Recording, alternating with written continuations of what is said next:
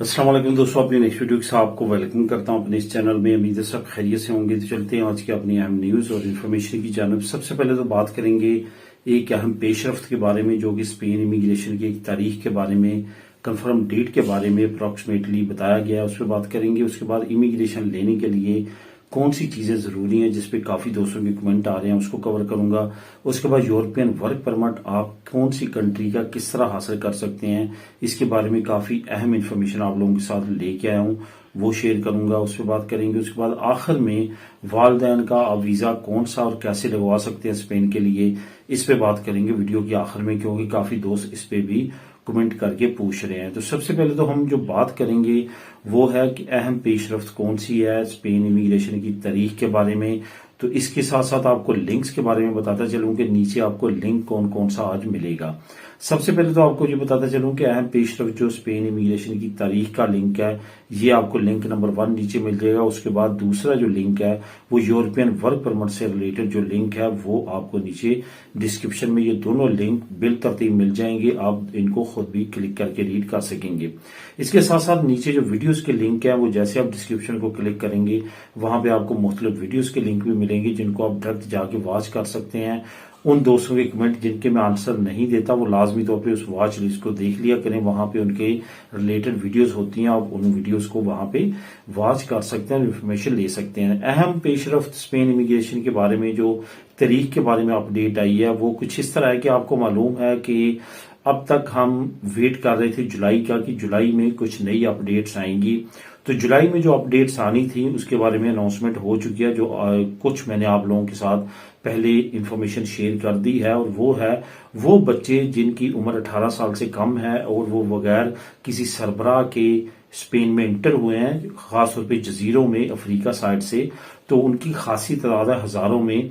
उनके लिए कानून मरतब किया गया है कि उनको एक तो डिवाइड किया जाएगा तमाम प्रोविंसेस में, ऑटोनॉमी है जितनी स्पेन की है वहां पे। इसके साथ साथ उनको फ्यूचर के बारे में कुछ नई स्कीमें उनके लिए लॉन्च की गई हैं, जिसमें उनको मुख्तलिफ हुनर सिखाना, उनकी परवरिश करना, और उसके बाद उनकी जो रेजिडेंसी की रिक्वायरमेंट्स हैं वो ऑलरेडी स्पेन कर रहा है, लेकिन मजीद उसमें कुछ तब्दीलियां की जाएंगी। अब यहां पे सबसे पहले दूसरी कंफर्म डेट की तरफ जाने से पहले आपको एक दो कमेंट के आंसर देता चलूं। कुछ दोस्तों ने कमेंट किए कि ये जो बच्चों का नया कानून पास हुआ है इसमें क्या बच्चों को जल्दी डॉक्यूमेंट मिलेंगे, क्या रिक्वायरमेंट है, क्या इनको जल्दी कैंप से निकाल दिया जाएगा। ऐसा बिल्कुल नहीं है। एक चीज तो ये कि 18 साल से कम उम्र का बच्चा जो है वो बिल्कुल काम नहीं कर सकता, ये तो आपको मालूम है। इस वजह से पहले रेजिडेंसी कार्ड उनको देने का तसव्वुर ही नहीं बनता, इस वजह से उन्होंने बिल्कुल नहीं देना। दूसरी बात यह कि 18 साल से कम उम्र के बच्चों को वो बिल्कुल अकेला नहीं छोड़ेंगे, इस वजह से 18 साल से कम उम्र के बच्चों को कैंप से भी वो नहीं निकालेंगे। सिर्फ कानून में तब्दीली क्या की गई है, तब्दीली ये की गई है कि पहले जहां पे ये जाते थे, जहां पे इंटर होते थे जजीरों में, जिसमें पाल्मा दी मयोर्का है, कनारिया जो है वो जजीरा है, तो वहीं पे उनको रखा जाता था सेंटर्स में। लेकिन अब तमाम स्पेन के प्रोविंसेस में इनको डिवाइड किया जाएगा। फॉर एग्जाम्पल कतलूनिया के हिस्से में 5 आए हैं, मैड्रिड के हिस्से में 6 आए हैं, इसी तरह पाइस बास्को के हिस्से में 7 आए हैं। इस तरह इनको डिवाइड किया जाएगा मुख्तलिफ प्रोविंसेस के हिसाब से, और उस लिहाज से उनको जो है वहां पे रखा जाएगा। अब ऐसा नहीं होगा कि सिर्फ जजीरों तक उनको जो है वो महदूद किया जाए। ये कानून पास हो चुका है, यानी कि इस पे इम्प्लीमेंटेशन शुरू हो जाएगी। अब जहां तक बात है इमिग्रेशन की, इमिग्रेशन का जो पेपे और पेसोए है, जो कि मेन जमातें हैं, सियासी पार्टीज हैं इस मुल्क की, अपोजिशन और इस जो हुकूमत में है, इन्होंने इतफाक किया है कि सितंबर तक जो है वो जो 5 लाख से 7 लाख इलीगल इमिग्रेंट्स हैं उनको लीगल करने का प्रोसेस जो है वो आगे लेके चला जाएगा। जो एडवोकेट्स हैं यहाँ के अबुगादोज हैं, उनकी एक अहम वेबसाइट है जिसका मैं आपको नीचे लिंक दे रहा हूँ, लिंक नंबर 1। वहां पे आप क्लिक करेंगे तो शुरू की जो स्टेटमेंट्स हैं वो पढ़ेंगे तो वहां पे आपको समझ आ जाएगी वहां पे क्या लिखा गया है। क्योंकि आपको पता है कि जुलाई में और अगस्त वैसे भी छुट्टियों का महीना है, खासतौर पे खुस्तसिया में छुट्टियां हैं, बाकी तमाम डिपार्टमेंट्स में छुट्टियां होती हैं। कुछ लोग जुलाई में जाते हैं, कुछ लोग जो हैं वो अगस्त में जाते हैं। जो जुलाई में जाते हैं वो अगस्त में काम करते हैं, और जो अगस्त में जाते हैं वो जुलाई में काम करते हैं। लेकिन ऑफिस का आपको पता है कि इतना ज्यादा काम वहां पे नहीं होता, और चंद एक ही एहलकार होते हैं जो काम कर रहे होते हैं। इस वजह से छुट्टियों में इन्होंने इसको पोस्टपोन करते हुए सितंबर तक जा चुका है अब ये सिस्टम, और सितंबर में इमिग्रेशन का आगे प्रोसेस बढ़ेगा। लेकिन उससे पहले भी अपडेट्स आती रहेंगी जो मुझे लग रहा है, तो वो जैसे जैसे जैसे अपडेट्स आती रहेंगी वो भी आप लोगों के साथ मैं शेयर करता रहूंगा। फिलहाल ये अपडेट्स हैं जो मैंने आप लोगों के साथ शेयर कर दिया। नीचे आप लिंक को क्लिक करके खुद भी रीड कर सकते हैं। अब बात करते हैं कि इमिग्रेशन लेने के लिए जरूरी कौन सी चीजें होंगी, जिसके बारे में बहुत ज्यादा दोस्त जो है वो परेशान है और वो पूछते हैं कि कल को अगर इमिग्रेशन खुल जाती है तो क्या रिक्वायरमेंट होगी। एक दो चीजें जो है वो काफी उनको कंफ्यूज कर रही हैं और वो ये कंपैरिजन करने में वो जो है वो काफी ज्यादा मुश्किलात में है कि अगर इमिग्रेशन ही ओपन होनी है तो फिर और उसमें ही कॉन्ट्रैक्ट की जरूरत पड़ेगी तो फिर अरागो सोशल अरागो लेबरल में भी यही कॉन्ट्रैक्ट की जरूरत पड़ेगी तो फिर इमिग्रेशन में और इसमें फर्क क्या हुआ। इसमें दो तीन फर्क है जो मैं आपको बताता चलूं। नंबर एक तो ये कि आपको अरागो सोशल या अरागो फार्मासियोन के लिए खास मुद्दत तक वेट करना पड़ता है, लेकिन अगर इमिग्रेशन ओपन होती है और वो आपको कहते हैं कि जिनकी यहाँ पे 6 महीने पदरों चल चुकी है वो एलिजिबल है, जैसे पहले इमिग्रेशन लास्ट इमिग्रेशन उससे पहले जो ओपन होती रही है वो 6 महीने की पदरों मांगते रहे हैं।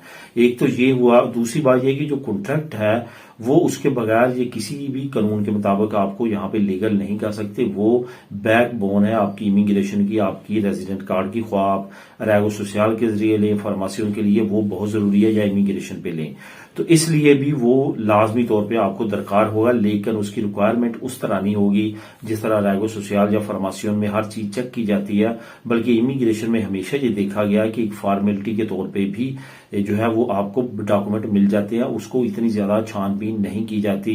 ना तो नमो जहां की आपने कॉन्ट्रैक्ट लगाया ना ही इम्प्रेसी का, बड़ा इजीली आपको लीगल कर दिया जाता है। ये फर्क होता है नॉर्मल में और अरागो सोशल में और वो तमाम प्रोसेस में और इमिग्रेशन में। इस वजह से आपने इसके बारे में बिल्कुल परेशान नहीं होना। अगर इमिग्रेशन ओपन होती है तो कॉन्ट्रैक्ट को उस नजर से नहीं देखा जाता जिस तरह से आमतौर पे अरागो सोशल में देखा जाता है या अरागो फार्मासी में देखा जाता है। जहां तक बात है और चीजों की, पुलिस कैरेक्टर सर्टिफिकेट आपका यहाँ का भी ये मांगेंगे, आपकी होम कंट्री का भी मांगेंगे, कॉन्ट्रैक्ट भी मांगेंगे और पदरों की मुद्दत कितनी आपको रिक्वायर्ड है वो इमिग्रेशन अनाउंसमेंट होगी, उसमें पता चलेगा कि ये कितनी मुद्दत का आपसे मांगते हैं। ये चीजें लाजमी है जो आपने देनी है और इसके बगैर आपका यहाँ पे इमिग्रेशन ओपन हो भी जाती है तो आप नहीं ले सकेंगे। बाकी जो भी दोस्तों अनाउंसमेंट होगी वो आपको के साथ शेयर करूंगा, क्योंकि ये वक्त पे ही पता चलेगा कि इनकी रिक्वायरमेंट्स क्या हैं। ये मैं जनरल रिक्वायरमेंट्स आपको बता रहा हूं जो हर इमिग्रेशन में मांगी जाती हैं या किसी भी मुल्क की जब इमिग्रेशन ओपन होती है तो वो मांगते हैं। यूरोपियन वर्क परमिट से रिलेटेड कुछ अहम मालूमात आप लोगों के साथ शेयर करूंगा। ये दोस्तों ऐसी वेबसाइट में लेके आया हूं जो लिंक नंबर 2 आपको नीचे मिलेगा। उस वेबसाइट पे हर कंट्री की अलग-अलग वेबसाइट्स हैं जो कि फॉरेनर्स को काम देती हैं। अगर आप दुनिया के किसी भी मुल्क में हैं और यूरोप के किसी भी मुल्क में आप वर्क परमिट अप्लाई करना चाहते हैं और रिक्वायरमेंट्स देखना चाहते हैं हर शोबे में, ये नहीं कि किसी एक शोबे में, हर शोबे की वहां पे जॉब्स मौजूद है। फॉर एग्जाम्पल आप स्पेन की देखना चाहते हैं तो जो मैं लिंक नीचे दे रहा हूं वहां पे जाएंगे तो नीचे आपको स्पेन की कंट्री मिलेगी। वहां पे 6, 5, 4 इस लिहाज से आपको वेबसाइट्स मिलेंगी। उन वेबसाइट पे जाके आप उनकी लैंग्वेज चेंज करके इंग्लिश में, स्पेनिश में, किसी लैंग्वेज में भी वहां पे हेल्प ले सकते हैं और वहां पे आप जॉब तलाश कर सकते हैं और अप्लाई कर सकते हैं। किसी एजेंट की या किसी और चीज की आपको जरूरत नहीं होगी। हाँ, लेकिन आपकी जो रिक्वायरमेंट है जो वहां पे मांगी गई है वो आपकी पूरी होंगी तो तभी वो आपको वर्क परमिट इशू करेंगे। अब दोस्तों आखिर में बात करते हैं वालदान के वीजे के बारे में। वालदान के वीजों के बारे में काफी ज्यादा जो है वो दोस्त परेशान हैं कि वालदान के वीजे हम किस तरह लगवाएं, क्योंकि एम्बेसी बहुत ज्यादा रिफ्यूज कर रही है, रिजेक्ट कर रही है। कुछ दोस्तों का कमेंट आया कि 3 मरतबा अप्लाई किया लेकिन जो है वीजा रिजेक्ट कर दिया गया। कुछ ने कहा कि हमने 4 मरतबा किया, कुछ ने पहली मरतबा किया तो परेशान हो चुके हैं। ये याद रखें कि अगर आपने जो है वो वीजा अप्लाई किया जिसपे आप ये कह रहे हैं कि आपके वालिदैन परमानेंट आपके पास आके रहेंगे तो ये काफी मुश्किल है। यूरोप में, सिर्फ स्पेन में भी, किसी भी मुल्क में यूरोप में आप जाएंगे वहां पे ये अप्लाई करेंगे तो काफी मुश्किल है और काफी रिक्वायरमेंट्स हैं उसकी और कोई ना कोई बहाना लगा कि वो आपको रिजेक्ट कर देते हैं। लेकिन अगर आप विजिट वीजे के लिए अपने वालिदैन को बुलाना चाहते हैं तो उसमें कदरे आसानी है। काफी लोग पहले विजिट वीजे पे बुलवाते हैं, उसके बाद जो है वो उसको कन्वर्ट करवाने की कोशिश करते हैं अरागो फैमिलियार में।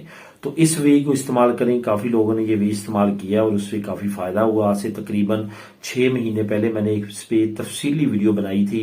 नीचे मैं लिंक में जो वीडियोस के लिंक है वहां पे ये वीडियो को ऐड कर दूंगा। अगर आप उसको वॉच करना चाहें तो वहां पे वो आप अरैगो फैमिलियार वालदैन से रिलेटेड जो है वो वहां पे जाके आप उस वीडियो को वॉच कर सकेंगे और उस पर सारी इंफॉर्मेशन मैंने शेयर की है। तो दोस्तों ये थी आज की अहम इन्फॉर्मेशन और न्यूज। मिलेंगे नेक्स्ट वीडियो में नई अपडेट्स के साथ। अल्लाह हाफिज।